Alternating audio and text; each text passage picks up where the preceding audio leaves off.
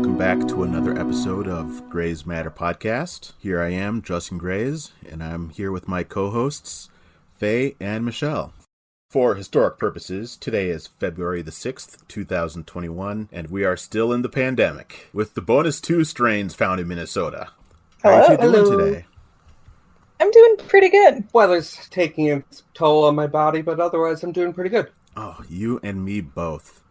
I hate sub-zero Fahrenheit weather. Yes. Is there anybody who enjoys sub-zero Fahrenheit weather? Yes. Because I have not met them. Well, I mean, I used to enjoy winter a lot and, the cold weather a lot, but since my fibros got really bad, it destroys my energy levels. And if it gets really, really cold, it can cause flare-ups, just like if it gets really hot in the summer. It'll hit my flare points. But heat hits me worse. The summer is my worst season out of the two, so... I can appreciate that. A friend enjoyed winter. He never needed a coat, but then he also needs a coat now that he's lost about 200 pounds. And now he gets cold and understands why the rest of us get cold. Well, congrats to him. Yeah, I kind of envy his not being coldness, because he still, needs a lighter coat than I do. I do not handle cold well at all. Yeah, I used to be 60 pounds and be able to go out in negative 20 in a windbreaker. Oh, I'm 300 and it still cuts through me like a cold knife through hot butter. I've always thought of myself as a winter person. I've always enjoyed the cold. But as soon as it starts hitting the negative Fahrenheits, especially with wind chill, it's just not worth it. If I ever go hiking on a cold day, I am cold for the rest of the day. Every time. That's fair. Oh yeah, it gets right into your core. Mm-hmm. You just stay cold. I have... Oh, go ahead. Oh. I prefer 0 to 32 Fahrenheit, just below freezing to 0, because that's good skiing or snowboarding or going on a snowmobile and stuff like that, outdoor play weather in winter. I feel like that's a good, because you're not going to get too much snow during that time, because snow tends to be between 30 and 34 mostly. So I'm curious, because I feel like everybody knows this person, and it's the person who wears shorts through the winter, no matter what temperature it is. They're always wearing shorts. Everybody has that person in their life. Yep, we've all met that person. Yep. I used to be that person. I'm impressed. I cannot do it. I've never been that person. On the other hand, I also hate wearing shorts, period. Same here. I cannot wear shorts for the life of me. Yeah. When I hit 16, I stopped wearing shorts and started wearing dress pants and everything like that. And then when I hit 27, I started wearing dresses. I mean, dresses I find comfortable to wear, so I can understand that. Although, with the popularity of leggings, I've kind of just completely shifted my closet towards that. Everything I have is comfy leisure wear, which isn't very presentable for work, but I like it. I used to not like leggings, and then my friend bought me these really adorable, I forgot what company it is, leggings. And ever since then, I'm need to buy more of them. It occurs to me, outside of your Starfleet uniform, I've never seen you wear a dress or skirt. By you, I mean Michelle. I was going to say, it can't be me. I've never been in a Starfleet uniform. Yeah. Okay, yeah, I was confused because it's oh, that's right, I wore that for that convention. I actually bought that dress off of Etsy for that convention because I was presenting about science. But that's surprising to me because I have so many dresses. Was it a science officer dress? Yes, uniform? It was very cute. Yeah, it was adorable. It was. I guess one of the reasons why I don't wear dresses as often anymore is because my workplace required me to have long pants because it's a science lab. So it kind of forces you to change your entire outfit. Yeah. I used to live in scrubs, so I understand. Mm-hmm. But scrubs are comfy pajamas, and I have no complaints just living in scrubs, so... That's what I've heard, and I'm pretty jealous of that because that sounds nice.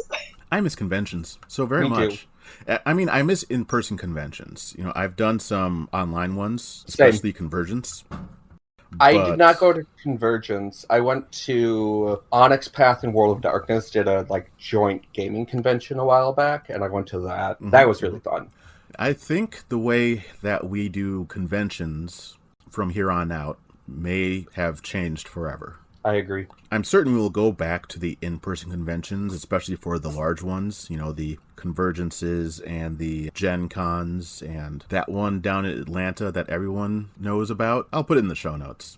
But then, a lot of the smaller cons, they've held on, some of them have held on to membership by holding online events, but those who might not be able to recoup enough to get in-person spaces may have to continue just being online for semi-regular or regular events for the rest of forever. But we've improved our meeting technology. We've got the Discords and the Slacks. We've had that for a while, but now Zoom is more readily available as well. And we have been making great use of those three. I enjoy the accessibility of conventions in the online format as well. I'm at least a person who doesn't like staying in one place for too long a lot of the time. So being able to be wherever I want to be and still be able to participate and listen to a panel, to me, has been fantastic. I definitely miss the in-person conventions. I think even the larger conventions are going to start doing more like digital tickets where you can go to panels and some of the other like speaking engagements digitally, because there's less of a loss in profit by doing that. Depending on the convention format, yes, I agree. Yeah. If they still have the potential of selling out their physical tickets and then set up digital, and then they have the digital shares for like their panels and people to watch cosplay contests and stuff like that. I feel like that could be a boon to some of the larger conventions and even potentially some of the smaller conventions. Like the small conventions that can't afford to buy bigger space, but they always sell out. Mm-hmm. Yep. Like Convergence. Yes. All right, well, Convergence is in a bigger space now. Still working out the bugs on it, but in a bigger space now. Well, part of that was also because the hotel they were in decided, we're not going to do conventions anymore. Yeah. You built your hotel specifically to run conventions, right? Yeah. The people who built the hotel and the people who own the hotel are two different organizations. Yes. So we should put that out there. This is true. They're also apparently like tanking. And this is before COVID. Like they were doing bad since they cut out all their conventions. I'm not that surprised. They used to get. Yeah. Because it wasn't just us versus sci-fi, but there was a Hunters convention there the same time as one of the Mars cons I've been to. I know one of the conventions I was at there, they also had a business convention at the same time. Yeah. Which caused conflicts because they were like, what the is going on with all these strange people? And we kept getting in each other's way. Oh, that's unfortunate. Right. Because the Hunters convention, they were really cool. We intermingled a good bit. They were nice. It would have been a lot better if the business people were less superiorist, But I get when that. you get like business individuals, you tend to get the superiority complexes, and they don't mesh well with people they look down on. So kind of on that note, I'm curious how open you guys are to being a nerd and a geek in the workplace. Because I definitely think in some jobs it's more acceptable, and maybe that's why you have that. It feels like some business folks look down on geek culture. Mm-hmm. But at least in the spaces I've been, and I think it's because it has been science and education for a big chunk of it, being a nerd has been pretty well accepted. Well, I've worked retail, and retail is very cliquey, and there's always been a nerd clique. So I've been able to fit in okay there. I've been in education, and there are some nerds. Fortunately, I've been able to hang out with the nerds while being in education. And then I've been in security. I kept that on the down low, mainly because we went through a lot of turnover. Security had high turnover. Mm-hmm. The last time I worked security, not the last time, that was a work study position, but the time before when it was an actual full-time job. During my final months there, I was training in new people almost weekly. And the best person I trained in is someone who allegedly was a crackhead. He was on time. He was clean, except for that fingernail, and he did his job, and he came back, and he had a driver's license. My partner, who works security, that's actually saying a lot, because you don't run into a lot of people that have those qualifications working security. There's a lot of turnover, but he works in a place where, like, half of the people there are nerds. Yeah. So, like, security has a lot of nerds. And my, like, one of my other friends works, is part of the National Guard. He's a lifer in the National Guard. They are, like, ripe with nerds. Yeah, like, you'd be surprised how many nerds are in the military. I know a lot of people who are ex and active military, and almost all of them are nerds. The only exceptions, in fact, to the people who are ex and current military, the only ones who aren't nerds that I'm aware of are my stepfather, my recruiter when I went into the Navy. No, not my recruiter, but his chief, and a handful of others. But almost everyone I've met has been a nerd. Yeah, it seems to be what I felt. Like, even my dad is a nerd to some degree. So, Yeah. like, to some level.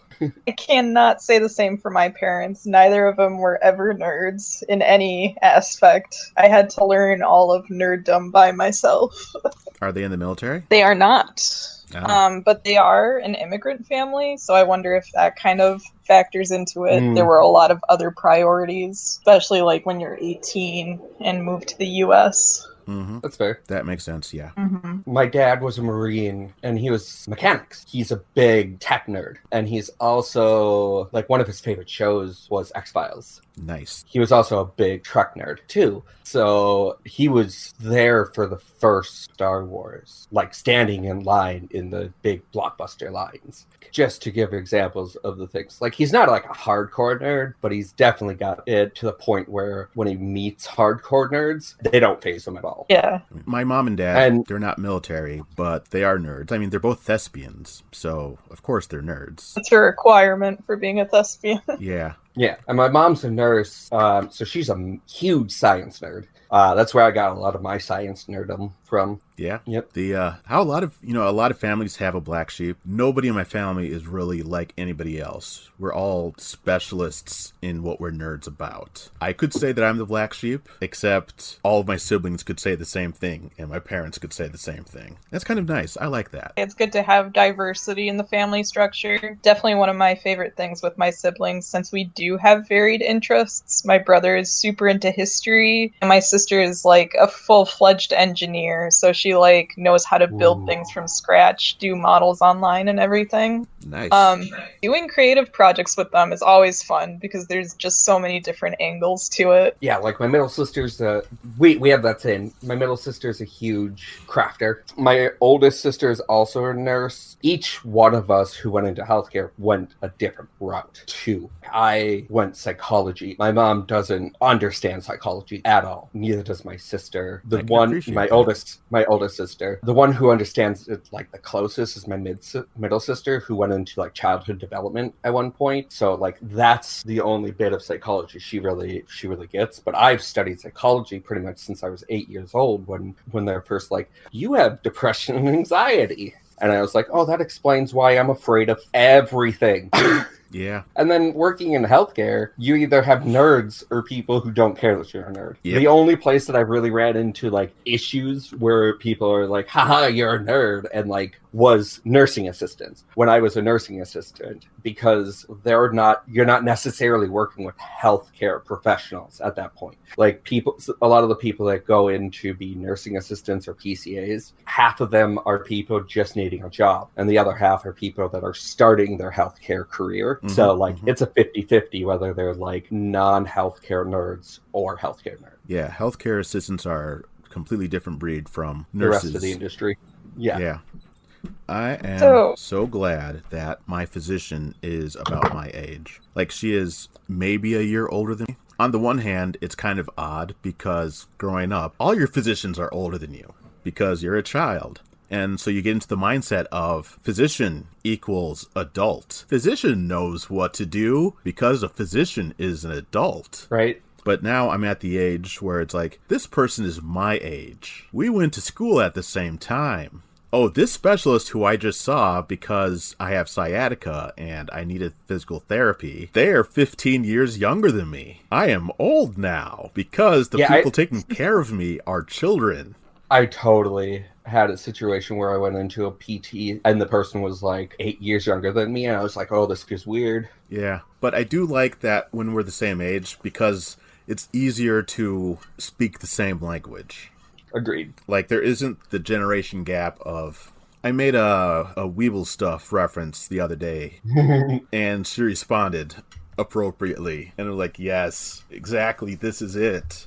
We can talk to each other because we know what we're saying, and it makes it easier to describe what hurts and what doesn't, or what's going on, because our lexicons are more in sync. Mm-hmm. One day, I'll no longer be with it, and what is it will seem new and scary, and it'll happen to you. It will happen to you, and maybe even you. It's super crazy to me how fast language evolves too. Because I still remember when I was teaching in elementary school, the big thing then was like Gundam style. And like all the kids knew those dances and everything like that. And I like made a whole extra program about it. Oh, yeah. And to think that it's no longer relevant at all is so wild to me. Because it just evolved so fast and it did not feel that long ago for me. So... The Macarena is on dad music albums. Ooh. Ooh. Yeah. Do they still teach that in gym classes, I wonder? The Macarena? Yeah, and the grapevine. I had to learn those in gym class. Same. You had to learn the Macarena in gym class? Yep. It was an exercise. Oh, right. I'm also older than the both of you. Right. No, the Macarena came out. I was 18 or 19 when the Macarena came out. Oh, that would make sense that you didn't have to learn it in gym class then. Yeah. Let me pull it up on ye old Wikipedia. Oh, it's a 1993 single. Wow. I was 8. Oh, here's what happened. It appeared on the 1993 album A Mi Me Gusta, and it was an international hit and dance craze throughout the second half of the 1990s. So it became the number one greatest one-hit wonder of all time by VH1 in 2002.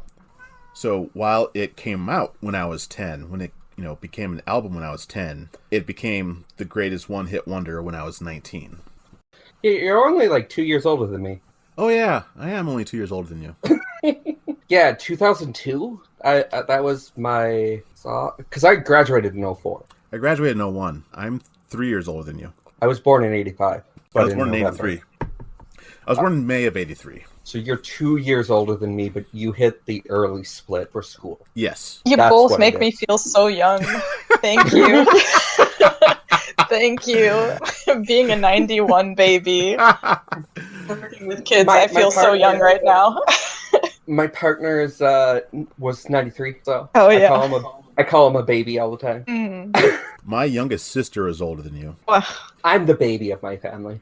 In 91, I guess it was actually, this would have been in 92. One of my classmates was super terrified that we, the United States, were going to go to war and be in like another Great World War to the scale of World Wars 1 and 2 because of all the instability in Europe.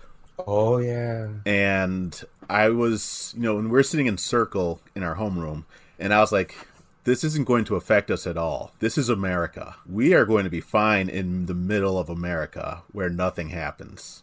And that's held pretty true so far with the whole most things have happened on the coasts. Minnesota has just had tornadoes. Well, it helps that the Minnesota government tends to, not always, but tends to know what the hell they're doing, especially when it comes to our economy. We're one of the only states that ever comes out equal or above our deficit. So, Yep. Like, I remember growing up, I don't even think we had a deficit for a while. No, we did when Tim Pawlenty fucked with the budget. Well, we don't want to talk about Pawlenty.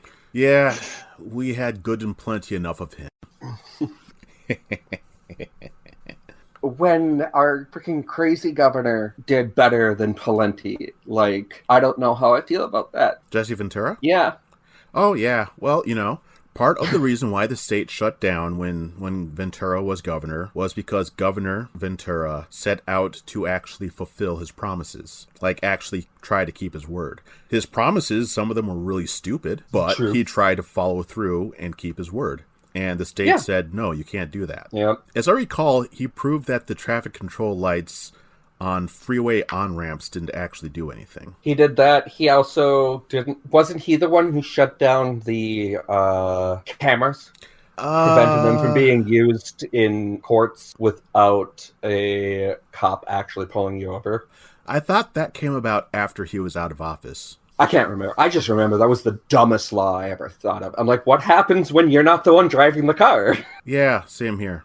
Because I remember, like, a lot of people got, like, fines and tickets and stuff like that because their car was stolen, or their neighbor was borrowing the car, or their kid was driving the car, and stuff like that. And it's just like, well, that's not fair. Oh, yeah. I mean, when I owned a car, I would let friends use it all the time. Same. I mean, certain friends. There are friends who I would not let use it, of course, but friends who I would trust. And sometimes things happen. Oh, yeah, and how many times when you're doing, like, long trips around the state do you, like, swap out seats? Yeah, it's important because, to do that. Yeah, because, like, driving halfway across the state is not an abnormal thing for us to do here in Minnesota. It's like, Minnesota and Texas apparently is, like, the places that do that. Everywhere else is like, you mean you drove 4 hours or 6 hours today just to go see somebody? And you're like, yeah, what's the big deal about that? I will give a pass to Alaska on that, though, due to the lack of roads. Well, yeah, they have to fly between most of their places, so... Yeah, them in Hawaii. Yep. Yeah, I discovered that one of their major towns isn't even connected to the rest of the state. You have to drive into Canada. I forgot which city it was, though. There's more than one, because Juneau's not attached to the rest of the country or the rest of the state either, if I remember right. Maybe it was Juneau I'm thinking of. Juneau's, like, on the coast. I don't think you can get to Canada from there. But I believe there is a city near the Canadian coast also that is like that, but it connects up to the only road, the one road, or whatever they call it, up there in Canada. Yeah, I couldn't tell you. Yeah. They have that one road that just goes through the entire country. I think Iceland is the same way, too. I was there in college, like, forever ago. There was the #1 highway, and it went around the entire island. And I mean, the rest of the place is covered in ice and glaciers, so it's kind of hard to maintain roads going anywhere else, pretty much. Well, it makes sense. Like, I don't understand why it's not more of a thing to have, like, a primary road that, like, encompasses the majority of your major location. Mm-hmm. That, and why we don't have better light rail and mag train system. Money. No, because Japan was going to give us an entire mag system for free. Yeah, so that is better than anything we have. We're not a nation of handouts. Come on. Plus that's socialism. Not Minnesota, but Minneapolis, used to have a trolley system. Yep. And Twin Cities Transit, I think it was called. Allegedly, General Motors tore it out after buying it up to sell more cars. I wouldn't be surprised. So I would not be surprised if one of the reasons why, we didn't let Japan give us that free stuff was because Big Auto wanted big money. Well, it's just like Tesla's like opened up blueprints to their cars and batteries so that any of the other companies can be like, oh, let's make electric cars too. And all the other companies are like, no. Mm-hmm.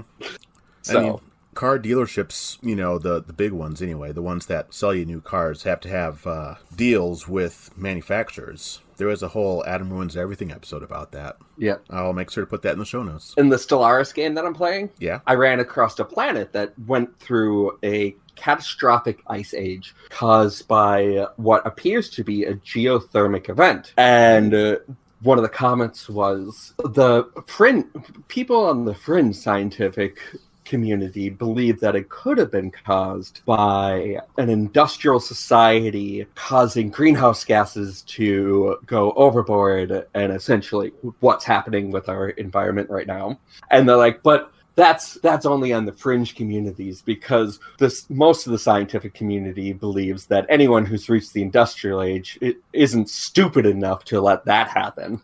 And I was just like, oof. Like the series finale to Dinosaurs. Do y'all remember Dinosaurs? I do. Nice. That was dark. It's like happiest show ever with the darkest ending.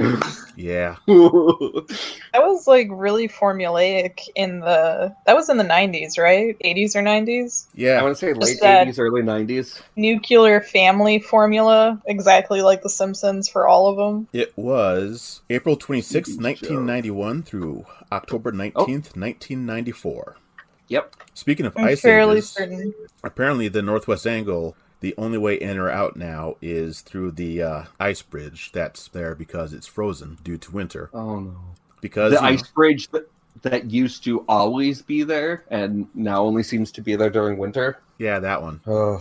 Because, you can't get into Canada anymore because America is a plague state. Mm-hmm. Hooray. Oh, Huzzah! seriously? Oh, shoot. Yeah, the Brazilian and UK strains have both been found here. That's my first time hearing that. That's so unfortunate. Yep. Oh. Last The I heard, two there was that- only 2 cases of the Brazilian strain, but I think the UK strain is up to like 60.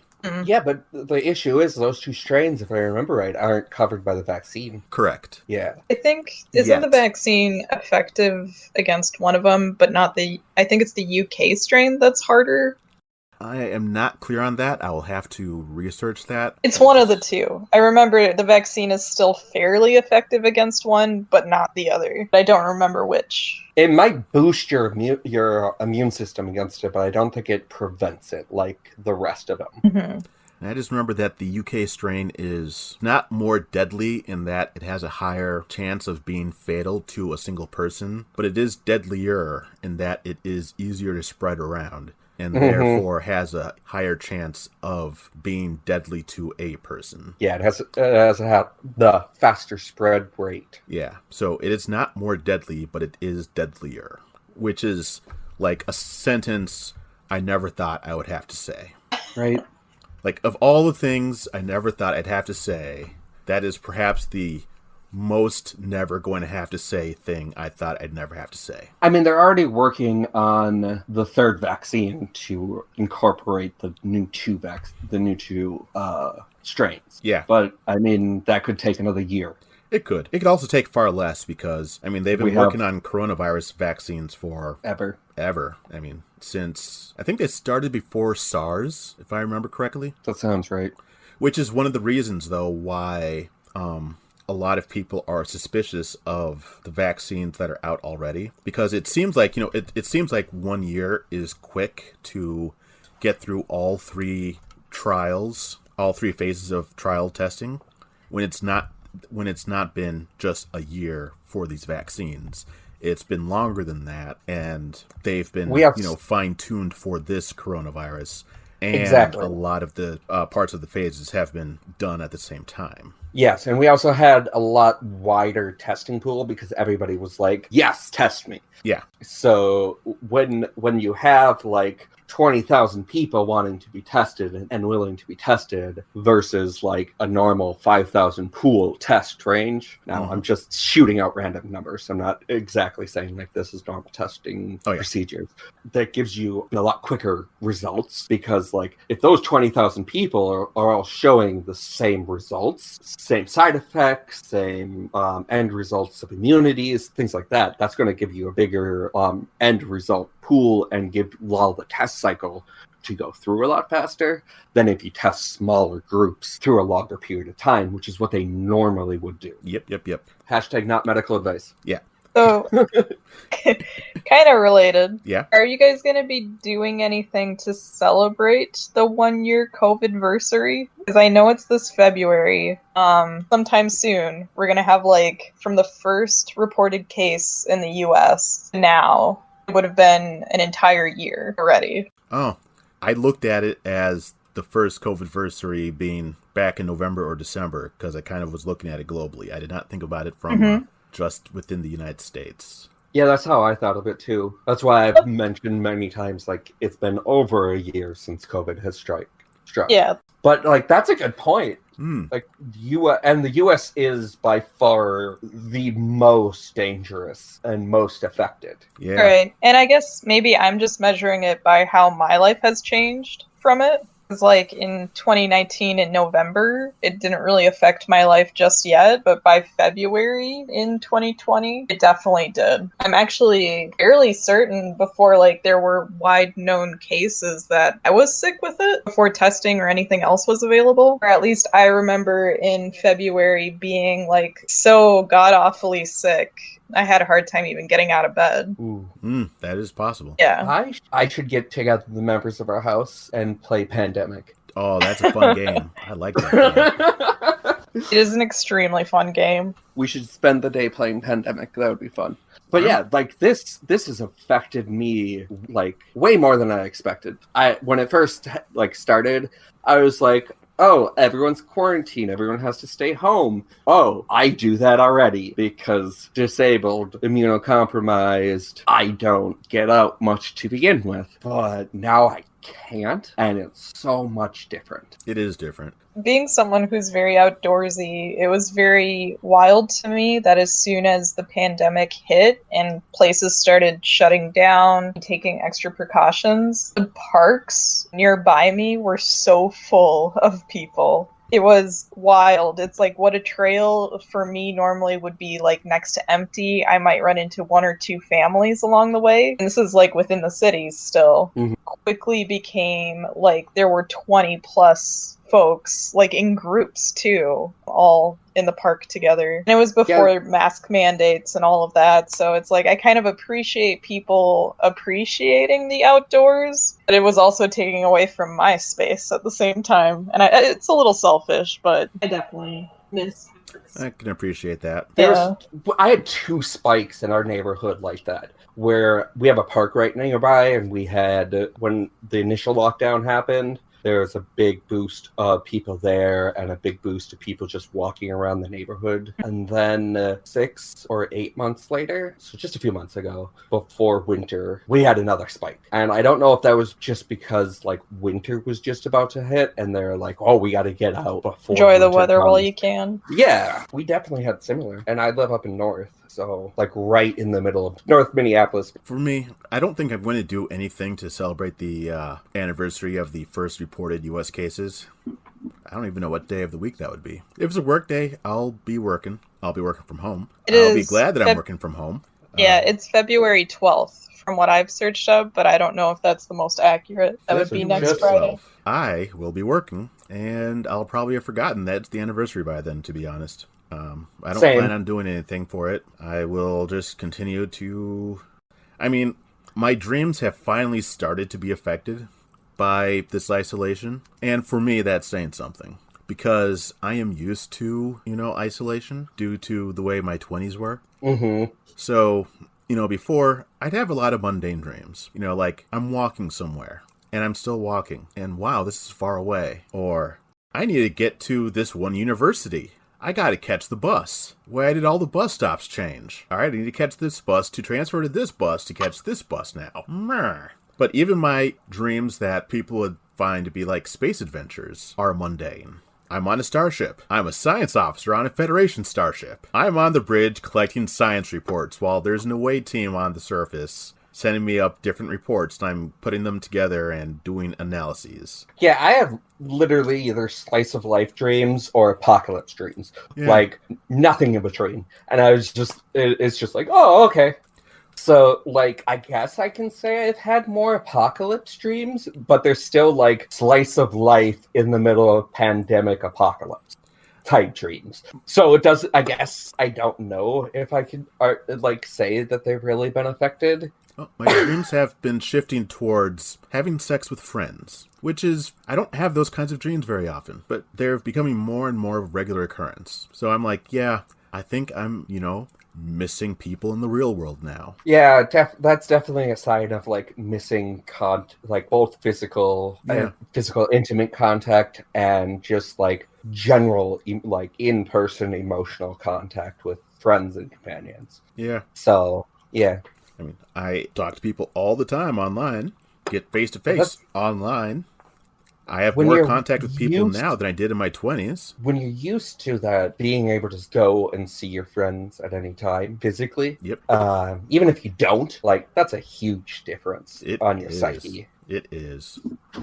So, yeah, that's how, that's part of how things have changed. So, I imagine I'll be contemplating that by Friday if this trend continues. Yeah, and if you remember, by next Friday. Yeah. Spinning off topic. Oh, I'm sorry. Oh, well, I was just going to say, I'm probably going to get myself a small cake, just because it's been a lot of change through the whole year for me, especially, and to have survived this far, I think is enough of a reward for myself. I would say it's worth celebrating. Yeah, and I want to take that negative and try to make it into something positive.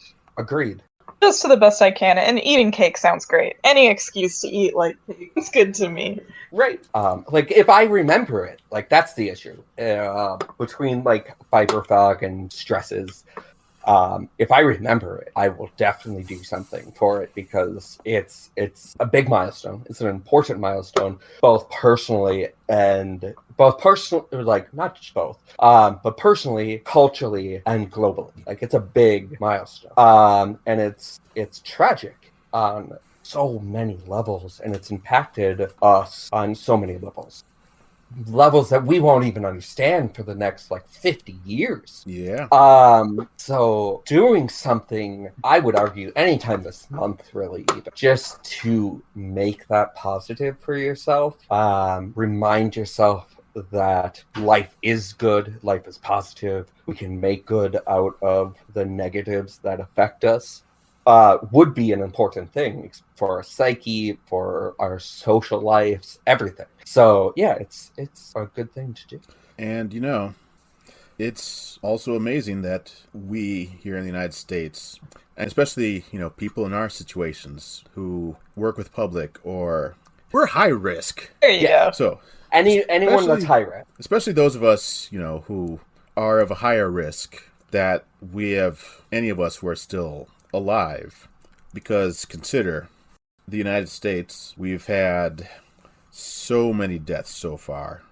463,000. I've lost 2 family members, one of them directly to it, one of them indirectly to it. I've had 3 other family members that have gotten sick from it already. No, way more than 3. I've had more than 5 family members who have been sick from it. Let's see. My sister's entire family. The United States? No, just my sister. She didn't spread it. But my cousin's entire family, including his mom and dad. His mom and his stepdad. And his stepdad is the one who we lost directly to it. And then my great aunt, we lost indirectly to it. I'm now thinking about it. I might have lost another family member directly or indirectly to it. I can't remember. It's so much more loss than you would experience in a typical year, too. Yeah. Right? And you can't, the hardest thing about it is, you don't have those usual coping mechanisms of getting together with family or friends in the same way. The United States has 4% of the world's population, 20% of the COVID-19 deaths. That's unacceptable. It's really telling. That is really telling. 463,090 deaths in the U.S. out of 2,300,891 globally. That is 20%. The U.S. has a population of about 328 million. World population is 7.8 billion. So yeah, 4% live here, 20% have died here. That's scary. Yep. To actually visualize those numbers is terrifying. Yeah, and in that comment, I mean, in that vein, but also slightly off topic, Biden's been weirdly more progressive than I expected him to be.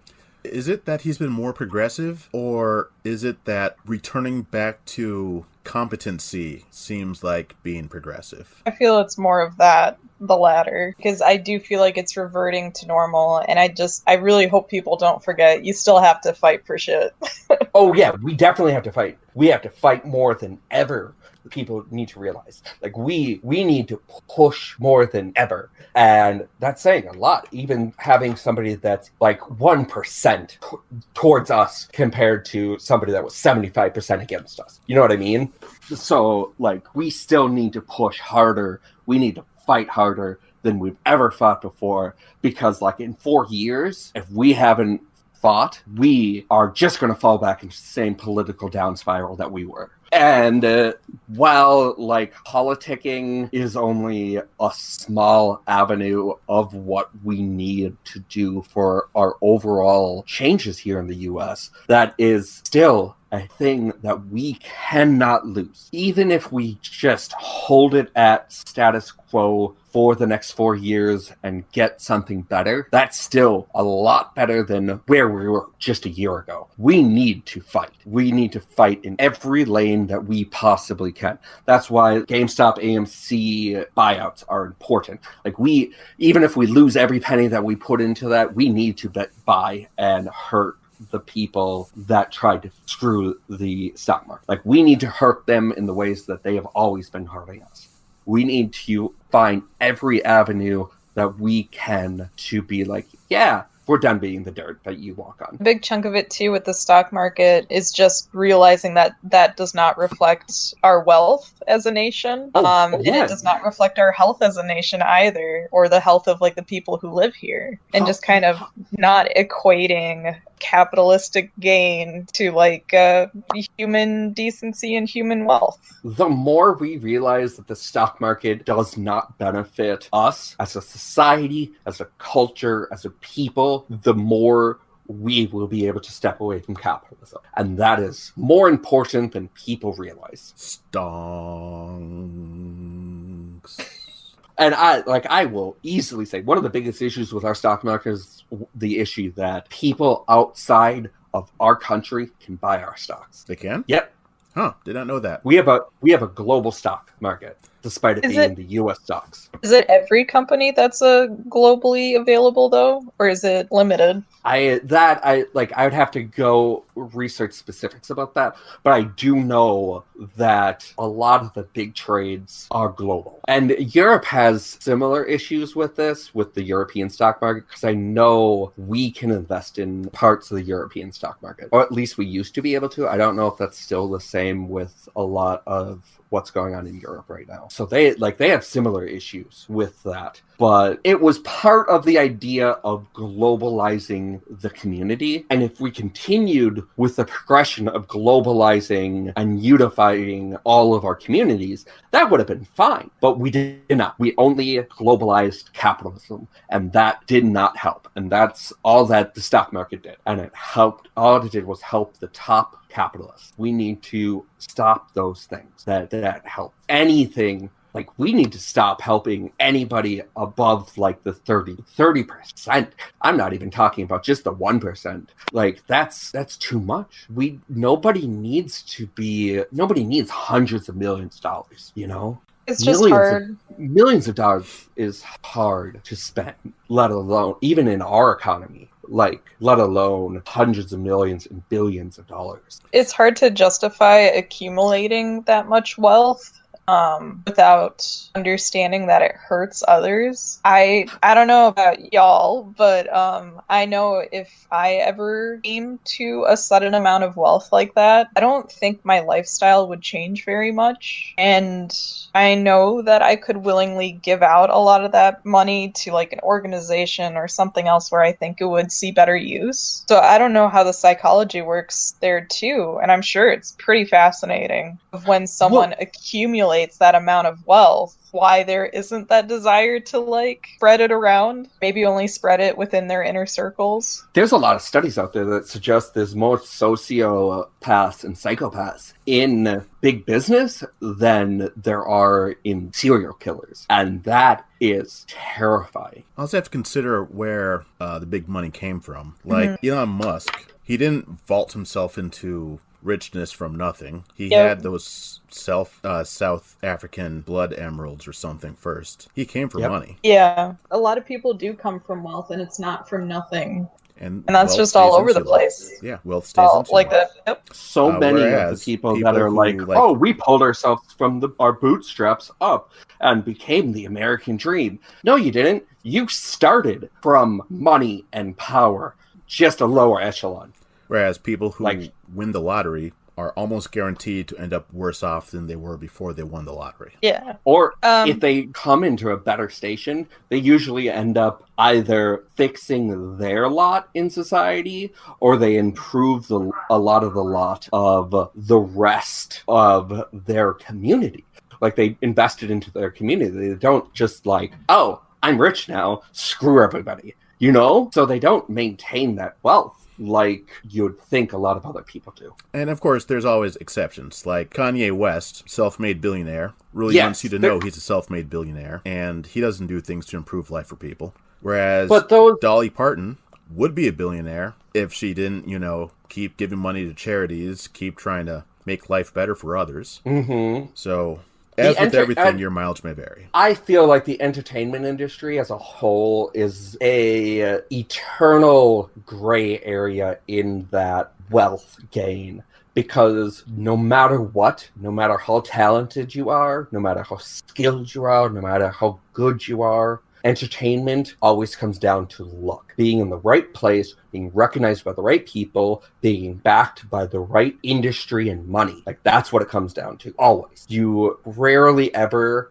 will you see somebody who is like, I am so amazingly talented that because I will come out of nowhere and nobody touched me, nobody recognized me, and I became amazing. Like, that is, like, you will hear stories about that, but if you really research it, that's not the case. It's often a marketing strategy. Yep, ice, baby. Oh, don't want to get fined. Can't say any more than that. I think 9 seconds is the limit. Yeah, something like that. Or like 3 words or 5 words. I can't remember. It's weird and it's crazy. And well, whatever it is, leaving it at that. Everyone else out there, you can fill in the rest with what I just said. You know the song. Even kids these days know the song. No matter when you hear this, there will be kids these days and they will know the song. It's an eternal meme. Yes. It'll have its cycles, like All Your Base Are Belong to Us. That's coming back. I love how many people that are a part of meme culture do not understand that memeization is a thing that has been around since the start of culture. Yeah, well, I mean, I think it's because we don't get taught that in school, what a meme is. Well, memeization comes in so many different forms and areas than just like funny pictures with words or ideas or representations. It's phrases, it's imagery, it's art, it's like every possible avenue of culture has its own form of memes. That's true, but like the study itself, memetics, didn't even come to existence until the 1990s. This is true. So, it's not really something we thought about as a thing unto itself until the internet culture. Even before them, the word meme itself wasn't coined until Dawkins coined it. Not saying that I stan Richard Dawkins because, well, yeah, Dawkins. But yeah, I pulled it up right quick here because I couldn't remember when he wrote his book, but it was 1976 when the word itself was made. So even though what a meme has been since there's been culture, the ways of describing it haven't been around all that long. Well, also think about the fact that, like, a lot of the terms that we use for gender and sexuality and relationship styles have existed since Freud and other avenues of psychology have studied us. Studied communities and cultures and sociology and psychology, but they haven't come into regular use until, like, 70s, 80s, 90s, 2000s, when communities have become more tolerant and people have started to seek who they are internally, and gender conformity has started to break down, relationship conformity has started to break down, sexual conformity has started to break down, and it's less of a you have to fit into this role for this type of thing. And the more that's opened up, the more these old terms have found common tolerance in our cultures today. Yeah. So, like, I know pansexuality, panromanticism has been things that you can trace back to Freud or Masters, but people won't recognize them or are just starting to recognize some of these terms. And it's just insane and fascinating how they evolved and how a lot of these terms were there and even described a lot of what they're being used as today, but were never accepted or recognized until a community formed around them. Speaking of sex, I had to remind someone just a couple days ago that sex did not come from XXXY until after the fact. True. Because, eventually we found what chromosomes were, and then we learned more about them, and found that people have multiple chromosomes or one chromosome, and having different chromosomes than just XX or XY is more common than being a redhead. True. But then I pointed out that we never considered chromosomes in determining a person's sex. We only use the chromosomes as a justification after the fact if someone wants to correct us. Well, because we can't see someone's chromosomes by looking at them. If you look back sociologically, every community, every culture, every people started at one phase or another in a tribal society. Yep. And in tribal societies, almost guaranteed there was, as a standard for what we view relationships as, and a lot of society norms as now, the norms were much closer to things like polyamory and having trans individuals and gay and lesbian individuals were present, active members of those tribal cultures, and they helped continue the tribe and balance out aspects of the tribe. It was never a rare thing to have somebody from like what often is considered cis male or cis female nowadays to cross the boundaries of what we would consider a cultural norm.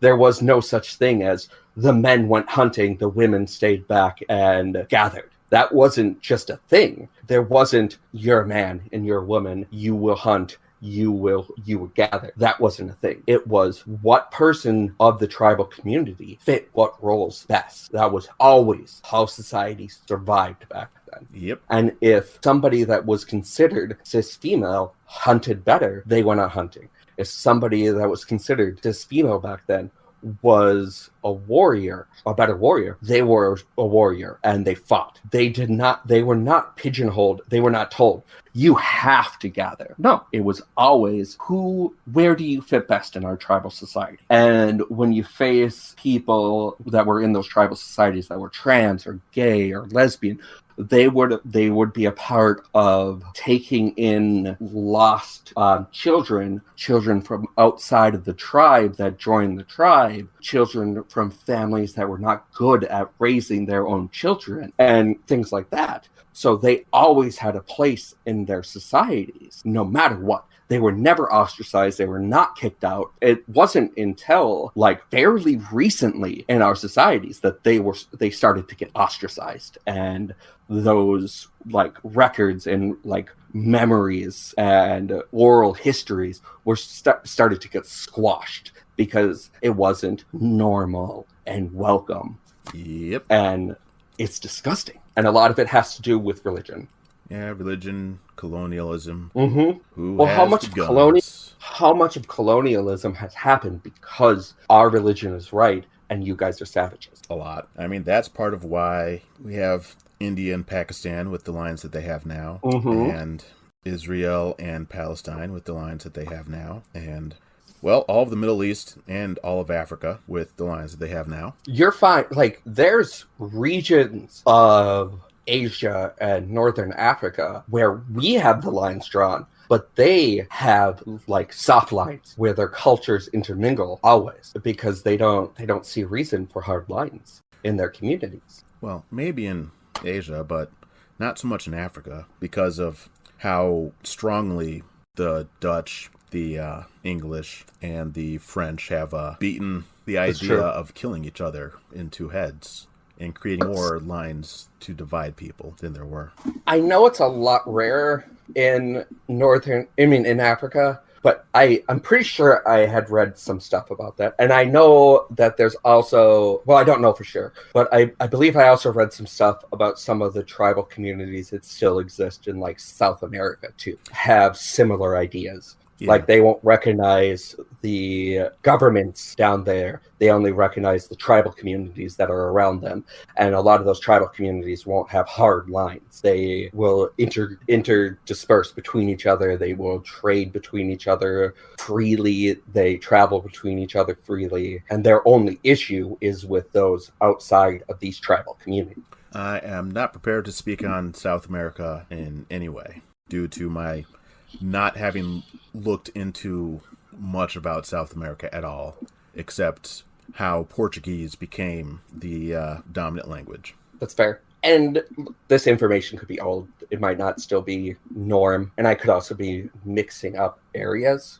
Oh, I get that. I mean, one of the panels I was on at Convergence 2019, I said something about a law in Canada, and I meant Australia. That's fair. Or maybe it was vice versa. I don't know. I mean, when we talk about global continental mapping, we only have like 95% of the globe mapped or something like that. Yeah. But it was in relation to how their federal governments treated indigenous persons between 1970 and now. Like, I had a specific example, and I got the two countries flip-flopped on something very specific. Well, to be fair, neither of them have been exactly the best with their tribal communities, with their indigenous cultures. Yeah, same goes for the United States as well. Well, yeah. I mean, pretty much anywhere that speaks English. It's almost like if the culture started, like, as the dominant cultures in the region started as a colonial culture, they have screwed over everybody else that existed there. Yeah. Like, look at Japan. Their tribal community, their tribal cultures that are native to Japan have, one of my friends was telling me about this, for the most part, has been almost all but forgotten. I saw an article recently about tribal Japanese groups. And they're almost extinct, too, if I remember right. Yeah. I don't remember anything about it except seeing a picture and reading an article that I did not process very well and going, that is very interesting. The world keeps being very complex, like it always is. Right. I'll try to find that article and put it in the show notes. Faye, if you could also send me something that, if your friend can give you something that we could put in the show notes, that'd be great. I'll ask my friend if they still have access to that article. Sweet. Do you two have any last thoughts? Fight the power, eat the rich, burn the buildings. Don't we want to keep the buildings so we have some place to live? Only some of them. Yeah, okay. Yeah, we do need more gardens. Yeah, and some buildings, all they do is, destroy and pollute. Yep. As long as we all do our part to cut back on the pollution and stop tearing down nuclear plants to put up coal plants in its place. I mean, come on, people. Right? Coal plants I never really are not understood the way. that. I do. In the whole coal. I know what they did and it makes me angry way, but it still pisses me off. Mm-hmm. I guess my one big takeaway for today is to stay safe. You've made it this far. You can go another year maybe. Figure it out from there. So yeah, stay safe, and you did well. Well, last word for me is wash your damn hands, wear a mask, and don't go out unless you have to. Unless you're listening to this after the pandemic. Still wash your hands. I mean, don't be gross. And don't be afraid to continue wearing masks if the pandemic's over. Masks are beautiful accessories. Especially if you're sick and you have to go somewhere. Yeah. Continue mask culture. Don't get rid of it. Exactly. Especially in crowded areas, like conventions. Mm-hmm. I know I am. I plan to continue mask culture. All right. Have a good night, everybody. Good night, Much love. and goodbye.